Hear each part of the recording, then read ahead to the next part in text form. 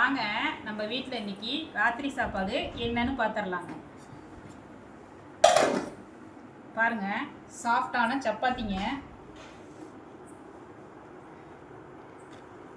சப்பாத்திக்கு இந்த ஹோட்டல் கடையில் நம்ம போய் வெஜ்ஜு குருமா கேட்போம் இல்லைங்களா, நான்வெஜ் வேண்டாம் எங்களுக்கு வெஜ்ஜு குருமா கொடுங்க, சப்பாத்திக்கு புரோட்டாக்கெல்லாம் கேட்போம் இல்லைங்களா, அந்த ஸ்டைலில் தக்காளி குருமா நான் வச்சுருக்கிறேங்க. அவ்வளோ ருசியாக இருக்கும் பாருங்கள். ஃபஸ்ட்டு பாருங்கள் எப்படி இருக்குங்க, கலர்ஃபுல்லாக.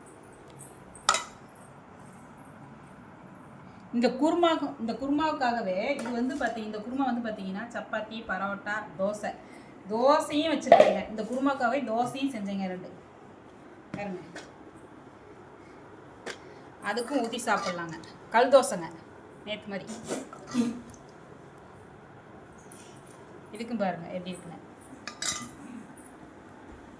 தோசை, பரோட்டா, சப்பாத்தி 3க்குமே சாப்பிட்லாங்க. இட்லி, தோசை எல்லாத்துக்குமே சாப்பிட்லாங்க. சூப்பராக இருக்கும். விரும்பினதான் சாப்பிடுங்க, ஹெல்த்தியாக சாப்பிடுங்க. சப்ஸ்கிரைப் பண்ணுங்கள், லைக் பண்ணுங்கள், ஷேர் பண்ணுங்கள்.